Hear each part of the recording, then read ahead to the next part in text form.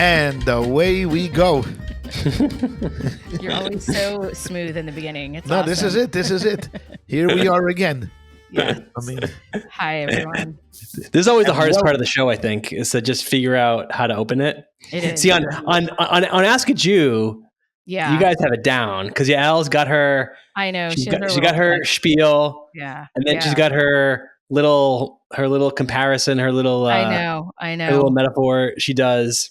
It really threw me off one week when she made me do it. It was very awkward for me. Like, why? What does she do? She does welcome to Ask a Jew or whatever. She has like a whole intro. Oh, I've heard it. She does it every time. 1 week, she decided that she doesn't feel well and I have to do it. I'm like, wait, so you're okay to spend an hour on the podcast, but you can't do the 30-second intro? And she said, no, I had to do it. So intros are hard. Awkward.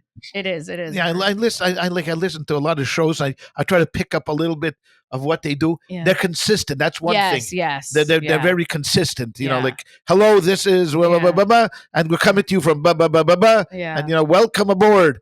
So everybody has their own little shtick that they do. We're too cool for that. Yeah, we like to be more, freewheeling and just go with the flow.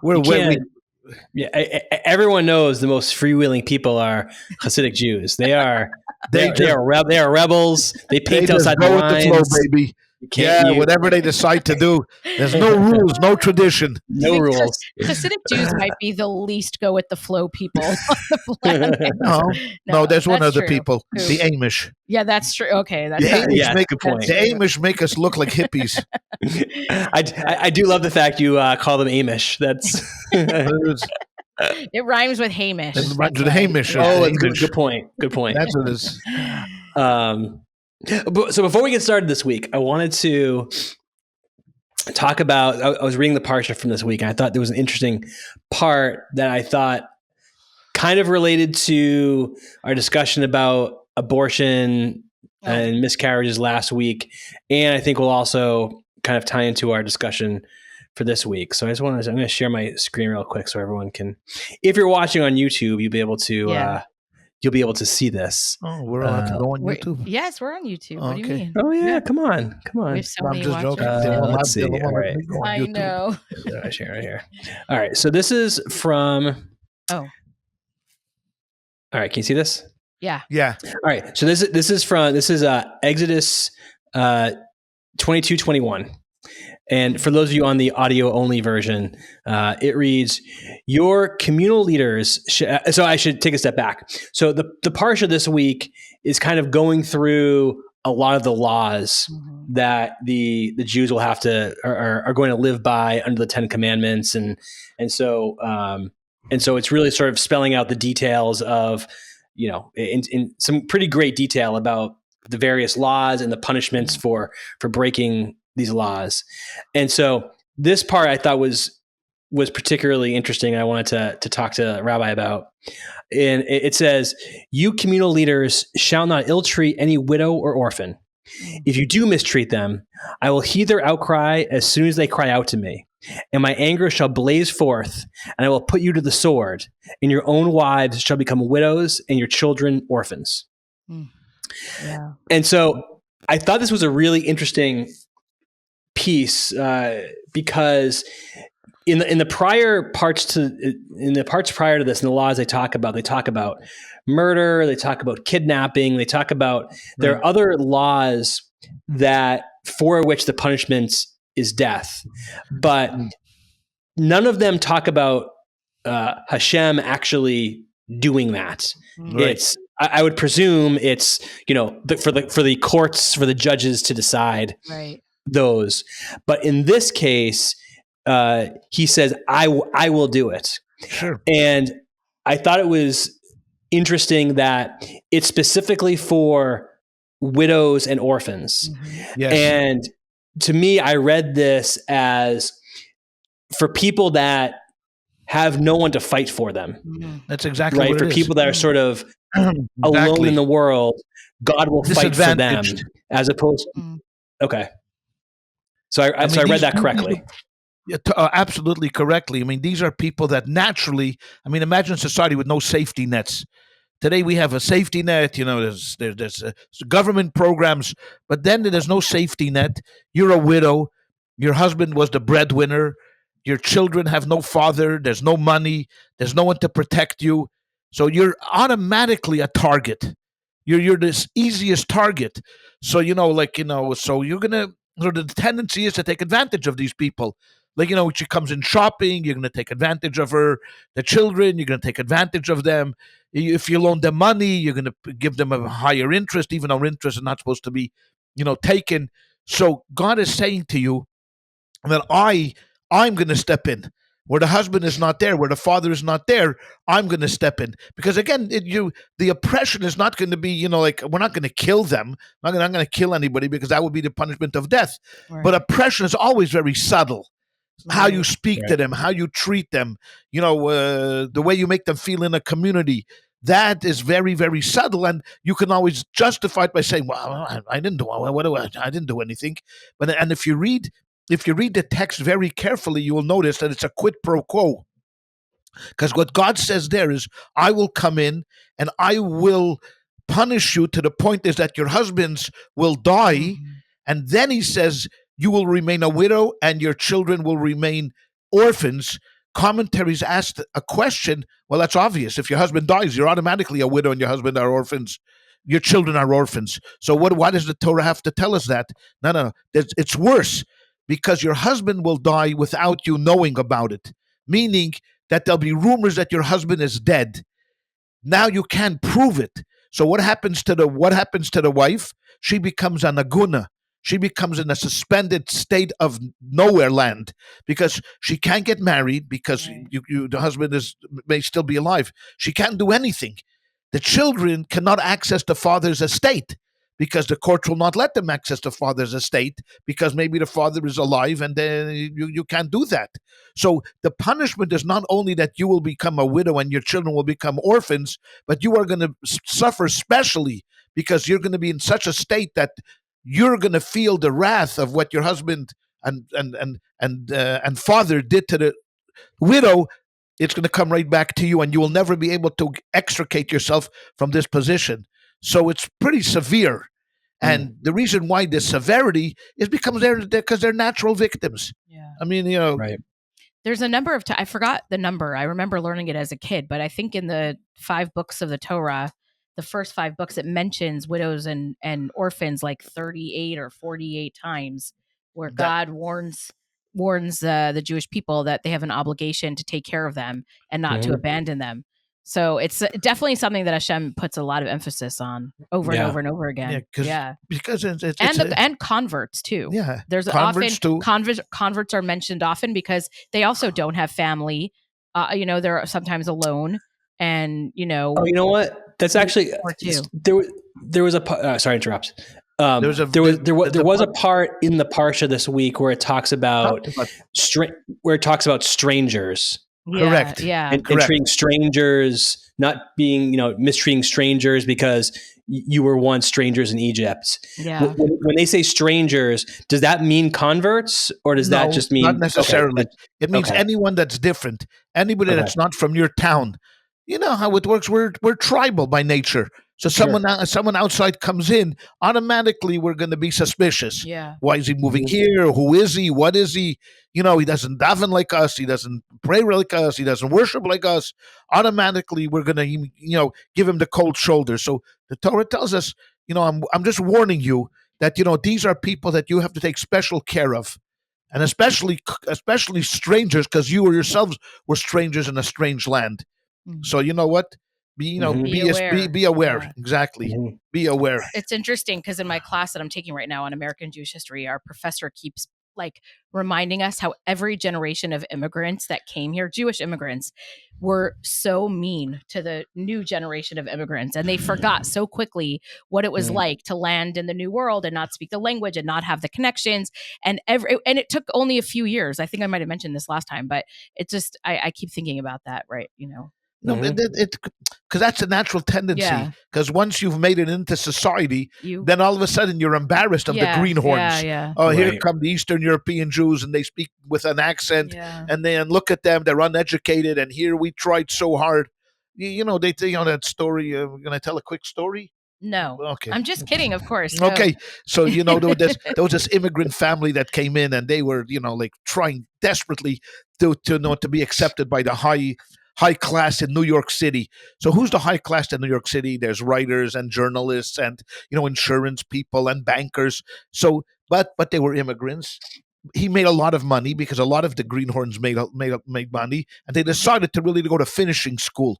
I mean, they gave up their name, they changed their name to an American name.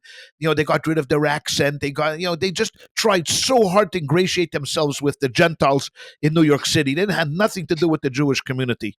Well, as time went on and they began to get more and more friends, they decided to throw a coming out party. That what, here we are, look at us, we came from Europe, and here we From are, spring. Sheffield. We're our name here is Springwater, but in Europe it was Pisher. So everything is we've come a long way. So here we are. They throw this big party, and all the glittery people from New York is there. It's like the Metropolitan Museum of Art evening. Yes. Everybody shows up: writers, journalists, bankers, and Sherman, and they're having a good time. And this couple, this Jewish couple, is standing in the middle of a room, and the wife wants to show how much she's grown. So she says, let me tell you something, ladies and gentlemen. Last week, when I took the number 4 bus down to the beach, I was sitting next to Beethoven. Oh, my God. Such a faux pas. Ooh la la. She was sitting next to Beethoven. Everybody starts to giggle and to smirk and to giggle. And the husband realizes such a faux pas. She doesn't realize anything. So he changes the subject quickly and, tries to make up. Anyways, the party ends. Everybody leaves. The husband is livid. I mean, this cost him literally thousands and thousands of dollars, and to get in there and time and effort. And all of a sudden, with one sentence, he just wiped everything out. He begins to scream at her, "You idiot! What's wrong with you? Look what you've done! I mean, you've embarrassed us, humiliated us in front of every." She's still clueless. She has no clue what she did wrong. She says, "What did I say wrong?" He says, "Don't you know that the number 4 bus doesn't go down to the beach?" Okay, you idiot. Oh my God. Okay, You can't change who that's you are. assimilation. Okay, you can't change who you are. Thousands of dollars and getting everything done. That is Okay, so and funny. and Beethoven sitting next to me. Okay, so this is the story of us. I've used this story to talk. It's useless. I mean, you can try to run away, but they're going to catch you sooner That's or later. right. You're That's going to right. reveal your true spots that you know nothing, and you're still the same Fisher. Oh my God, From that's funny. Poland. Okay. That's so Yeah, funny. But so that's that's the story. But what the Torah is trying to say is, that we realize what a stranger is, because we've been strangers in so many different countries and all over the world, that we have a special place. I mean, and we know that Jews have a special place for strangers, and we've Yeah. always worked towards making everybody feel comfortable, even to our detriment. We've Right. made everybody feel comfortable and welcome, and we know that like we have to go the extra mile because of what we've experienced. We need to go the extra mile, and then Torah agrees with that. That you Mhm. know what, be careful. I mean, wow. How do we transition to the Yeah, topic? that's not even the No, I think topic for this is- today. This is a And, great. This is a great introduction. I think because you know what, it cuts to the heart of what the Torah is. Right. Because if you ask someone, tell me something about what's important in the Torah, he'll tell you Shabbos, Right. keeping Shabbos. He'll tell you, belief in one God. He'll tell you prayer, faith, hope, resilience. This cuts to the right heart of what kind of a person you are. Right. I mean, Mhm. because the laws in this week's portion, like Jay was referring to, really are bound by these are all civilized laws. Right. These are not, like shatnez, or the prohibition of wearing wool and linen together in one garment, very esoteric, super rational. These are very, very down to earth laws. How you treat your help, how you treat a servant, how you treat other people. These are basic building blocks of society. Yeah. The key over here is that the Jew realizes that the reason why they do this is not because I want to be a nice guy to someone else, but because God commanded me to do this. So even if I'm a rascal, and I think to myself, hey, you know what, I'm going to get away by charging this poor widow, more rent, or, or abusing her or whatever, God is telling you, no, I'm watching you and I know about what you're going to do and I care about her. So be careful. So these laws incorporate both the idea of just living in a civilized society, but based upon a theology. Yeah. Just like murder. Murder is not prohibited because I'm a nice guy. Yeah, I'm a nice guy. I'm not going to kill. Why would I murder anybody? I'm not going to murder anybody. No, that's not why you don't murder. You don't murder anybody because God commanded you not to murder, because there's going to come a time in your life when you may want to murder somebody. Someone does something to your family. Someone does something. So you may want to murder somebody.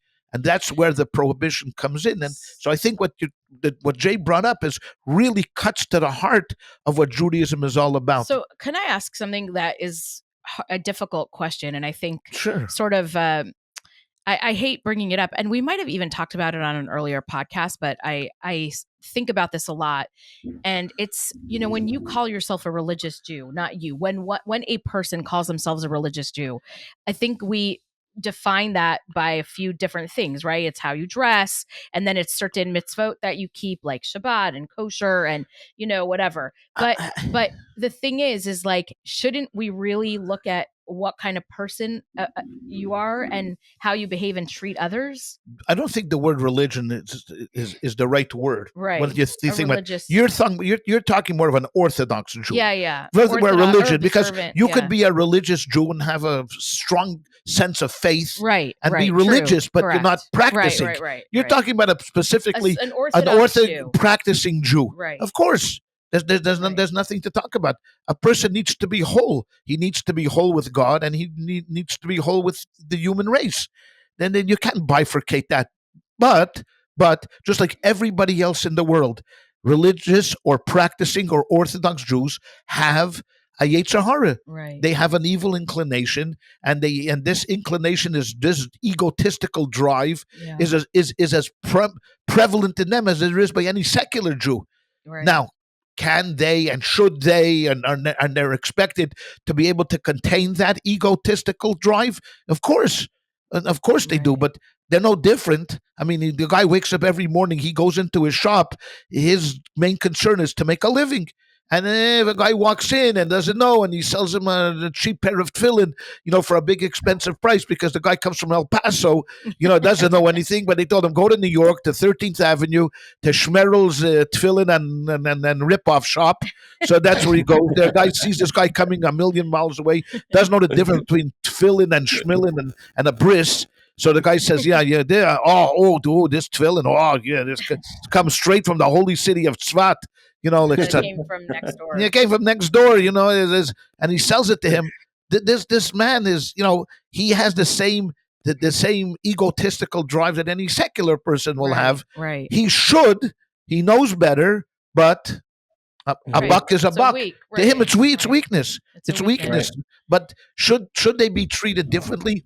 Should you look at someone that is practicing orthodoxy different than someone that's not practicing, who rips someone off? That's a question to be discussed. Right. I mean, you take the guys who are on Wall Street and a Ponzi scheme, not observant people. We look down at them, terrible people. And the same thing would be with practicing Jews, and then you would smear the whole practicing Jewish community with this. Mm-hmm. You see? Yeah. You see, they're not as religious as you think they are. Right. Is that fair? Do you think that, Jay? Like, have you ever thought that about the Orthodox community? Like, painting everyone with a broad stroke based on like a story you read, or? Yeah. I mean, I think that, I think it's natural. Yeah. To, especially when, because growing up, right? I mean, I grew up in Reformville, so, growing up, I didn't know any Hasidic Jews for sure. And there were, a couple of kids that were Orthodox, but not a lot. And so, yeah, I mean, I think whenever you're looking at something from afar, it's you generalize about sure. the thing, what and that's no matter what it is. Yeah. Right. Whatever the topic is, when you don't really understand the details enough to be able to Right. separate things. Right. You separate things based on the way you know how to separate them. You know, Right. Yeah. Yeah, that's a good point. But I think it works both ways. Yeah. It works Yeah. both ways because from the Orthodox standpoint, we generalize about the more liberal secular Correct. community. Yeah. You know, Yeah. one of the arguments would be, Reform Jews know anything. Right. They don't know anything. They're ignorant. They don't know anything. And then you find some Reform Jews that have studied and they know the a Torah. lot. Right. They're educated. They're smart. They're with it. So it works both ways. Oh, Absolutely. absolutely. No, Yeah, I know yeah, for for sure. myself that I feel like, I mean, this is just part of being in a group, is that you feel responsible for everybody in your group. And it's hard sometimes when there's people in the news or when somebody does something horrible that looks like you, it's uncomfortable and something we live with. I guess if we put ourselves on a pedestal, if the Orthodox community put correct. themselves on a pedestal and say, you know what, we're the best. we are the most authentic. Right. We're the most authentic practicing Jews, because this is what Moses came down and wanted. We read last week about the 10 commandments. We followed the commandments. Right. So you're setting yourself up that if you do fall, you're going to fall. I mean, there was a show back in the 70s before Chayleia was around, was called Kojak. I don't know if you're familiar with the show Kojak. It was about was that Telly Savalas? Telly Savalas. Yeah. He was a Greek. He was a police captain, and there was one episode just sticks in my mind where there were these robbers that were ripping off jewelry dealers on 47th Street. Now, there's 47th Street in New York is the jewel capital of the world. So what they did was they set up a sting. They took these New York detectives, Gentiles, Italian and Irish, Greek, whatever they were, Protestant, and they dressed them up as Hasidic Jews, kind of to infiltrate and to see, what's going on. And Kojak himself was situated on a second-story window, had in himself one of these earpieces, and he was able to communicate with all of the guys walking the street. Anyways, his name was McCarthy. He's walking down the street and he comes to a newsstand. Well, he comes to the newsstand and the camera's zooming in on him, and he's like looking around and he picks up a girly magazine. So here's this Hasidic guy with a Hasidic robe, and he's leafing through a girly magazine, and you hear Kojak screaming in his ear, "McCarthy, put that down. Those guys don't read that stuff." And he quickly drops it, he's like looking around if anybody is so. Wow. So that's a deep cut. I mean, that was just something, because if you put yourself on the pedestal, you're going to have different expectations, of it. So, I guess that's when you do something, you fall further than someone that's absolutely. Can we stay on the theme of this parsha? Actually, I don't know. I have a couple of questions that I would love to throw out. Sure, okay? Of course. I mean, I know we had a different topic, but it's our show. We can do whatever we want. We own 100% of edJEWcation. That's I mean, I know that Rupert Murdoch has been putting in a bid for this, and he wants to get a piece of the action. Oh, yeah. But till he solves all the other problems, we're not selling. Well, we're holding out for a better price. Exactly. I just think it might be interesting for people, and I know we didn't prepare it, but I guess we all read the parsha this week at some point. But the part about owning slaves, and I think it's just so fascinating to read, to understand the process for redeeming your to letting your I don't know if it's redeeming, but letting your slaves go. Yeah, redemption. Yeah. And can we talk about that for a second? Of course, because in this week's parsha, we have the idea that it has to be a Jewish slave, right? Is it? You have a Jewish person owns any slave, anybody, servant, a Jew or non-Jew. Sure, you're only allowed to own them for 6 years. No, that's only for a Jew. Oh, okay. You can own any So the slave. Torah allowed slavery. Yes. Okay. The Torah allowed slavery. Okay. A Jewish slave you had to let go after 6 years, correct, right? Correct. But sometimes a Jewish slave would choose not to leave. Sure. Okay. Why? Okay.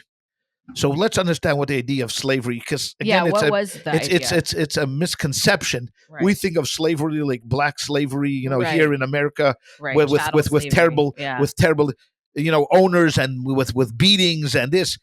The Talmud says, "Kol hakoine eved is keilu koine rabbi." Anyone who purchases a slave just bought himself a master. because you could Oh. not treat the slave any different than you treated yourself. Oh. Meaning, if you ate white bread, you had to feed him. If you slept on a pillow, you had to have a pillow. You're in bed, he had to have a bed. I mean, it was you could not Right. hit him. You couldn't mistreat him. Right. You had to treat him, but the slave also had to work for you. Right. He had to work for you. Now, there was only two ways that you could sell yourself into slavery. Number one, you were completely destitute. You had absolutely no money and no income, and there was no way that you could.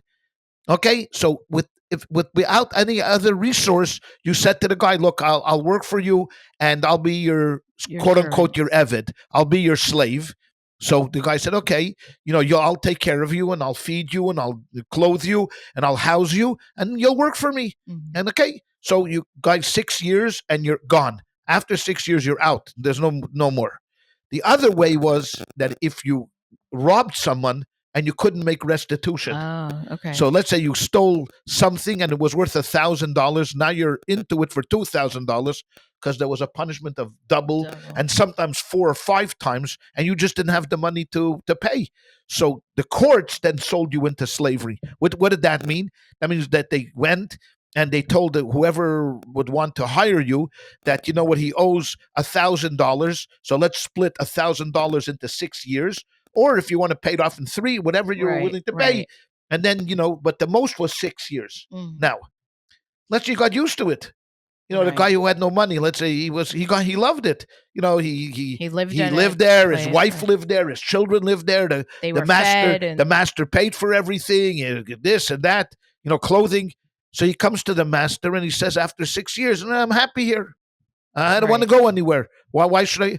So the process was you had to take him to the court, and they put him next to the doorpost, and you drilled his ear with earring? a hammer and a nail. You had to drill a hole in his earlobe, and I'll explain why in a second. And then he could work for you till the Jubilee year. Every 50 years there was a Jubilee year. But at the Jubilee year, whether it was 1 year away or whether it was 40 years away, at that Jubilee year, everyone went free. Uh-huh. You had to release everybody. All slaves. Everybody went free. Wow. Oh, Yeah. okay. Okay, so that was, why did you have to drill his ear? Because the ear heard at Mount Sinai that you are my people. I'm your master, says God. Oh. And what do you go ahead and do? You go ahead and sell yourself to someone else. A different master. Yeah, different Right. master. So if you were this guy who had no money, you were a destitute person. So God said, you know what? You did it once. 6 years you should have understood that this is no way to live. You have to be self-sufficient. Get yourself an education, get yourself a trade, do something. But working as a slave for someone else, that's not the purpose of a human being. And if you want to continue to live this way, drill his ear. Huh. Drill his ear. And the same thing is true about the one who sold the courts. You were sold for restitution. Okay? You did your time. Get out. Right. Go back into society. Be a useful member of society, and don't rely on anybody else's goodness. Mm. Okay? And that's why they drilled the ear. But slavery should be understood as a matter of employment. Right. But you worked for him full time. But he treated you kind of with respect, and he couldn't make you do like dumb work that didn't even need to be done. Like, had to give you purposeful work to do, and that was it. So, I mean, the Mhm. Torah would never approve of the kind of slavery that we had here, chattel slavery. Well, that was against that was biblical law. totally, Right. totally. Okay. Now you could hire Gentile slaves, and Gentile slaves had there was a different rules for them. You still couldn't abuse them. Mhm. I mean, but you could. They stayed. Uh-huh. They remained stayed. slaves. Yeah, they Right. remained slaves. But for many people, this may have been the one way Right. out. Right. In the ancient times. Yeah. This may have been this. But it's not a good thing to own slaves. It was horrible. I mean, but if you read into the prophets, and you will see that people, took advantage. People were not nice to the work, and even when they were supposed to let them go, they let them go, but then they caught them, Oh, and they really?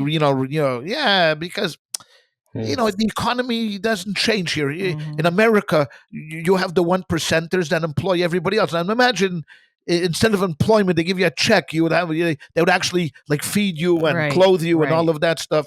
It's that would be that's what it was there. So you don't want to give up your free labor. Right. I mean, then you have to hire people that you actually have to pay, and then do 401ks and then profit sharing and the FICA and Schmeica and all of this stuff.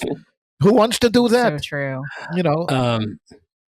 Yeah, this everyone should read this parsha. Well, I guess when this comes out, this won't be this week's parsha. It'll actually be last week's parsha.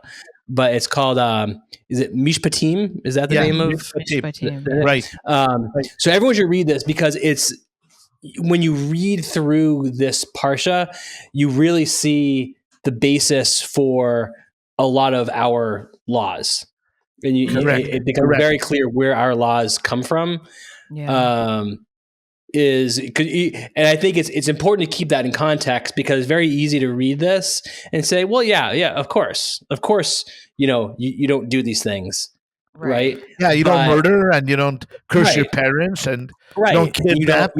You don't lie. You don't lie. Give false testimony because one person's rich and one person's poor. Those types of things. But when these things were written, it probably wasn't so obvious, right? We're reading this with the benefit of thousands of years of hindsight, and they were writing this de novo. So right. It's important to keep that context. You don't sleep with an animal. That's a good one in this week's bestiality. But think about it. It was probably prevalent. Right. I mean, the reason why it's in there is not because maybe one guy is gonna.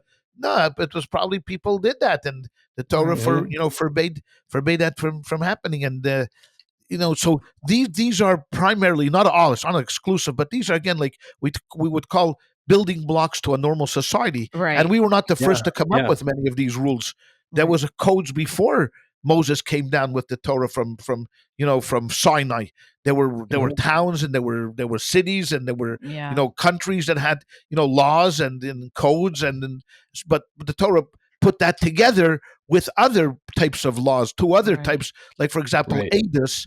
There's a whole set of laws that are called testimonies. Right. These would be like cultural, Passover, unique, Passover, the holidays, circumcision, tefillin, Shabbos, all those that are unique to Judaism because of our history. We wouldn't probably come up with them if we started our own religion, eating matzah on Pesach, for example. Probably we wouldn't come up with, but we understand why we do them because back then, we had a history of that. Then there's the super rational laws. I mean, that just their only basis is because God commanded them, like the red heifer. Right. The red heifer is going to, cleanse you from your impurity. I mean, what? I mean, what's the connection between a red cow and you being impure? But that's what God said. This is the process. All of the laws of impurity, the laws of, kosher is part of that. And I know that people, when I say that to people are shocked. No, Rabbi, there's a purpose for kosher. I say, what is it? You can tell me the difference between a cow and a horse? Why? Because you can ride a horse. I mean, that's why it's not kosher, or a buffalo and a leper. Because why?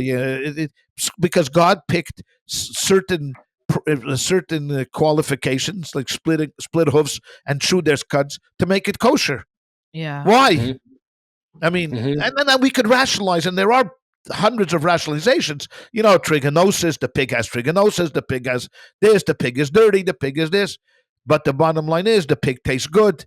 Come on. How do you know? I don't know. It's the rumors. Rumors have it. So that's the super rational law. So you have these three different types of rules, but mishpatim is the ones that are kind of the building blocks to society. Where if those fall apart, it's over. I mean, then you can. Then it's interesting to think about, even in the time of the desert, like the idea of a system of justice and rule of law, and they had police and they had lawyers and they had judges, like all of that. And even in such a community that were homogeneous and came out of slavery together and were, going through this massive experience together, they still needed those, like that kind of framework around civilization. And it just shows that humans need that kind of structure. And I know people who are, I don't know, anarchists and don't believe in any kind of statecraft or whatever. And it's just not humanly possible to live in a society that does not have some kind of rule and regulation and structure around behavior, right? I mean, it just doesn't make sense. The one of the important points is when you look at the 10 commandments and you see, of course, the first commandment is all about theology. Right. I'm your God and I have no other gods. Don't swear falsely in my name. And then you get down to the 10th about coveting. And you go, really? I mean, thou shalt not covet? I mean, that's like the best. About this, and we just talked about this last week, and you said how much you covet someone's kilt. Mentioned coveting, because that's exactly what the Torah came to talk about, is basic human nature. It's not going to change whether you're in a homogeneous society. I mean, you could be living in a desert, and the guy next to you has a cow that gives 4 pints of milk, and your cow gives 3 pints of milk. You're jealous. Yeah. Look at that milk giving cow that he has. Doesn't it say in this week's parsha that it says that if, or maybe it was in the commentaries, that if you give your blanket as a collateral, the owner, the person who's taking the collateral has to let the person use it during the day, of course, which is such basic humanity that you just you can't take advantage of people, and I don't know, we don't have a good system like that here. No. Where we help poor people, even if they're in trouble and even if they need, if they need to be punished, we don't have a good way of helping them. Because we have a general theme in America that we don't legalize morality. Right. I mean, we only will do it if it affects someone else, meaning that, if you're going to punch someone in the nose, but until my fists hits your nose, there's nothing illegal. Right. So we're just not used to this idea that we are going to legislate you being a good person. We can't, because everybody here has an inalienable right to life, liberty, and the pursuit of happiness, right? And whatever turns you on, as long as it doesn't affect anybody else, go for it. So if you want to be a mean person, you can't legislate that. You're just not going to have many friends, but you can't legislate against that. And that's why the Torah comes and says exactly wrong. You can legislate, because I'm going to govern your actions more than I'm going to govern your ideology. Okay, that's what I'm going to look for. I'm going to look of how you act. So when you act like a good person, you will become a good person. If you care about the small little details, making sure that, if I take your pillow as collateral, I make sure every evening you get it back. In the morning, I come and take it again. Right. But, back and forth, I become a good person because my actions are driving me that way. Right.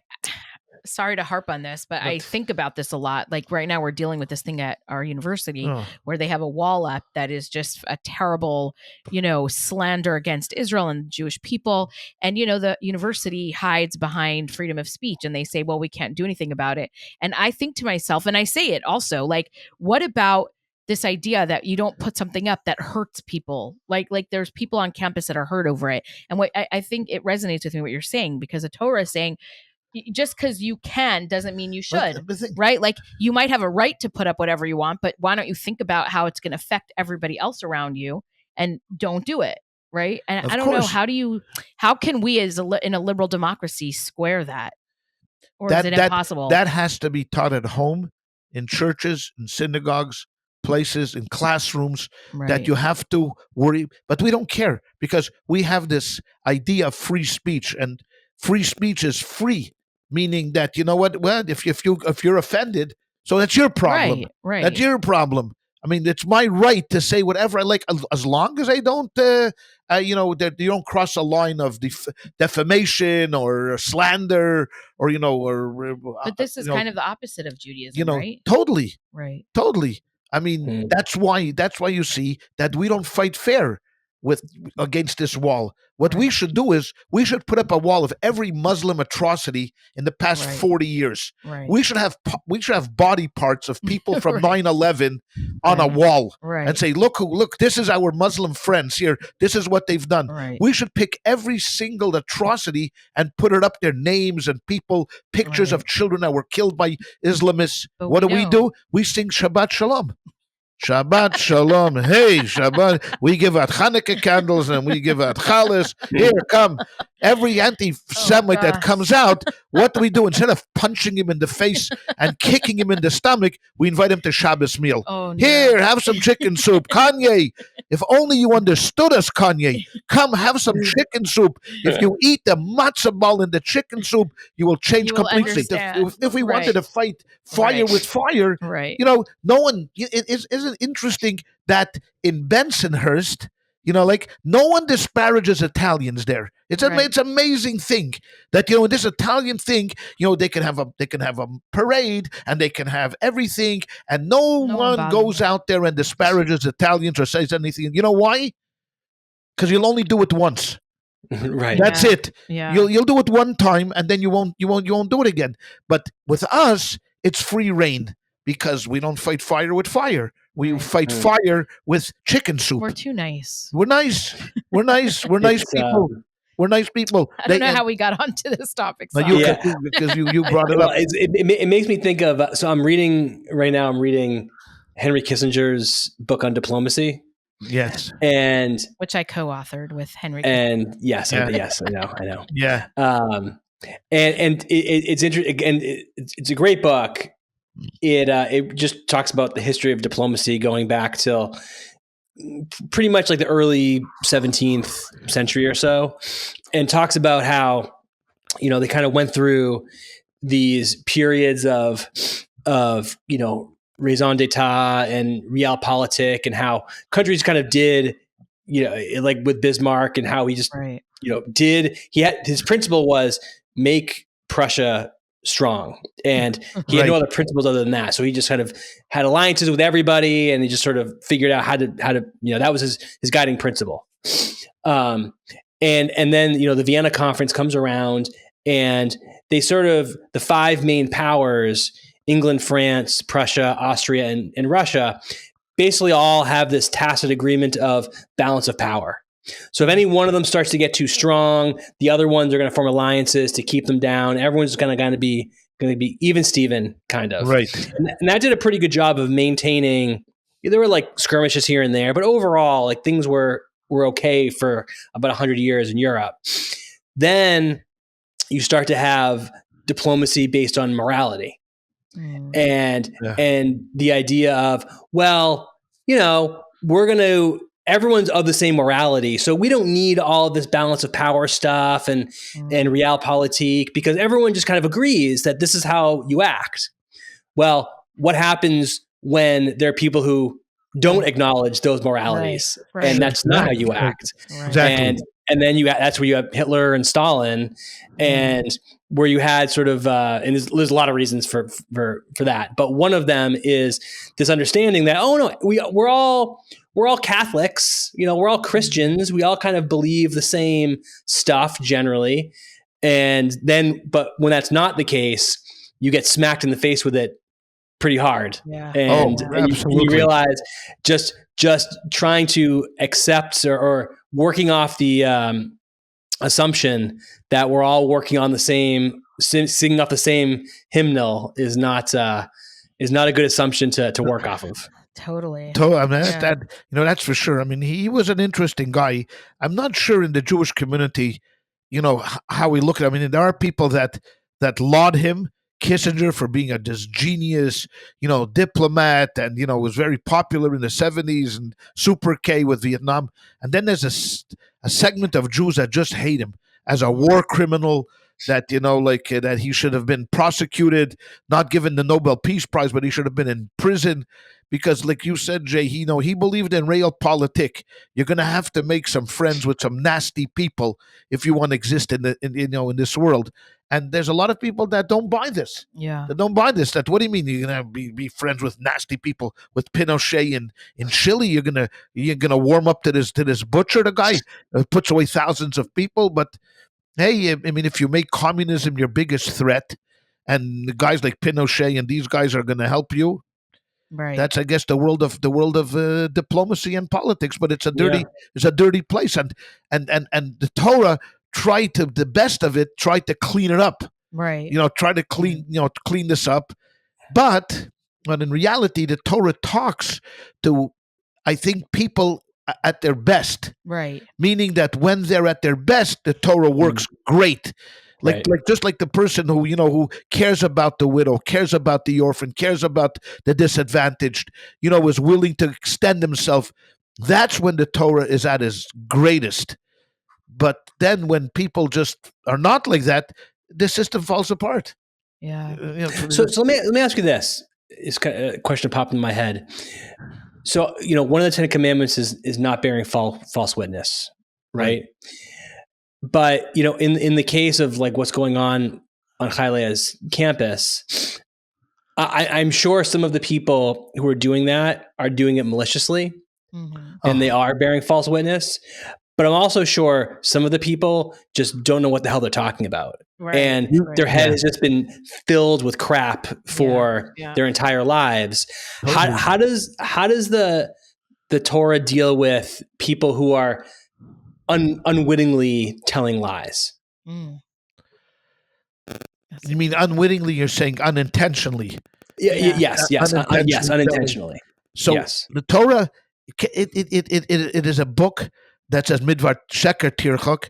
You should stay away from falsehoods, and that's the expectations. The expectations is that you are going to be a truthful person, and if you're not a truthful person, there are consequences to it. So if you're malicious, you come into court and you lie. Of course, there's a punishment. But if you did it unwillingly, if you did it unwittingly, then our responsibility is to educate you, is to take you and to tell you, hey, you know what? This is the truth. Now, we're not dealing with a Torah-centered society here, so so no one is forced to go to education camps. But there, you had to. No, I'm sorry. But it would be good if they were, because then we could brand them. I know. We could we could sponsor the camps. It would be so much easier there. That might be great branding for the podcast. It would so be. There, when you lived in a theocracy, run by the Sanhedrin and run by a righteous king, and you were devoted, so it was much easier. Because the Sanhedrin and the High Court had a responsibility of educating people and telling them this is the truthful way, this is the meaningful way, and this is how we have to live our lives.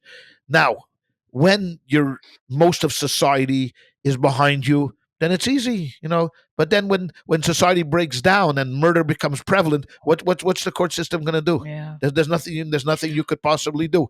Isn't there a concept in the Torah though about if someone doesn't know the law, they can't be held responsible? Yes, Einis Rachamana Patra. Right. If someone is like, for example, he did something, but it was out of just simply not that he didn't know about it, was by mistake. Right. He didn't, Right. because he's, he will not be held accountable for it. Right. Tinik Shenishbu. Right. Concept of a child that was captured, grew up among Gentiles, doesn't know anything about Judaism. Of course, he won't be judged. Right. I mean, if you don't know, that you can't be held responsible for it. Right. For sure. That's how Jay is going to end up getting into a higher level of heaven than me, because even though I've been Orthodox my whole life, that's not hard. That's not really. Wow. You set yourself up for that. Come on, that was a softball. Come on, that was like right over the plate. Come on. No, but I'm just saying, no. But you're bringing up a totally different thing then now, which is another topic for a discussion, is challenges in life. See, tzaddikim, righteous people that have no challenges, that just go through life with everything easy for them, they don't get that much of a reward because it's easy for you. Right. People that are challenged, so about tshuva, for example, a repentant that comes back to Judaism is on There's a higher bigger plane reward, yeah. than a righteous person because they were challenged and they did Right. come through. Right. So it's the darkness, it's the light that comes from darkness. Right. Light that comes from darkness is much brighter than just light.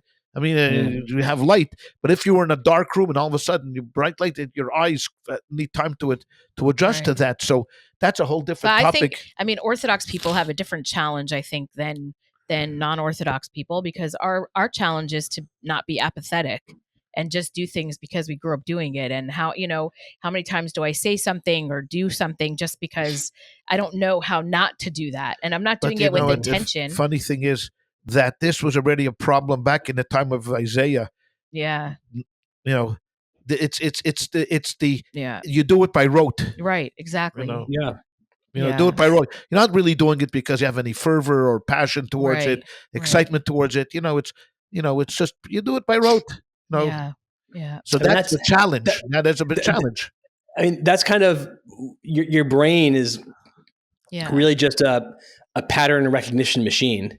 Right. I mean, that's like one of the powers of your brain is that it can recognize patterns, and it can save you it can save you the mental energy of having to think through everything all the time. It can just put you on a road and you can just automatically get through things. Mitzvahs hanoshim ulumada. These are mitzvahs done by people that doing it by rote. Yeah. And there's no happiness in this. Right. There's no excitement in this. There's no confidence in this. There's no joy in this.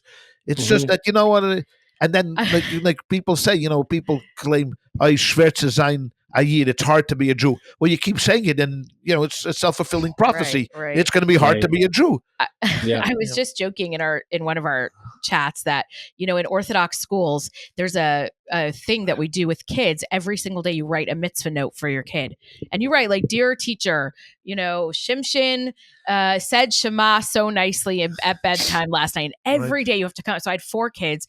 Every morning I had to write mitzvah notes. It gets so annoying. Like I couldn't think of new things. They were, even if they misbehaved all day yesterday and this morning. You had to think the of last something. thing I want to do is write them a mitzvah note. So I eventually, by the time I had David, my last son, I'd write things like, "David did not worship idols today. We are so proud," right?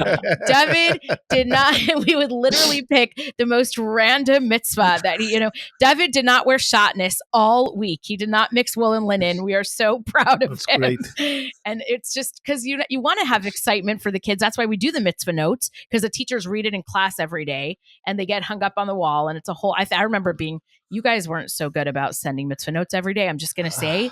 I'm going to admit that right now. Well, maybe it was because we had nothing to write about.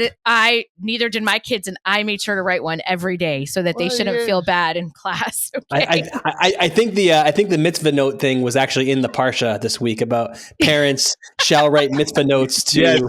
So it's a big one to the teacher every day. Yes. Anyway, okay. This was an all over the place conversation. It was good. I mean, it started off as Jane got us going good. Yes. Yeah. This was not what we expected to talk about today, but Well, good. Now we have another episode up our sleeve. Yes, exactly. So but I'll just put this last thing out there from the parsha that Baruch should think about. That it is mentioned here that you shall not tolerate a sorceress. and so I'm just gonna say, I don't know how someone does Shabbat dinner for 50 people every week, but there's got to be some. We have to do some investigating. There's got to be some black magic in there. So that might be an out for Baruch. He'll be happy to hear this. You can't tolerate sorceress. So be gone, devil woman. God. I might not be here next week, so it was nice knowing you. Thanks. Thanks for that. Glad I can help. All right. On that note, I'll say goodbye. Bye, everyone. All right. See everybody. Bye. Thanks. Take care, Jay. Good to see you.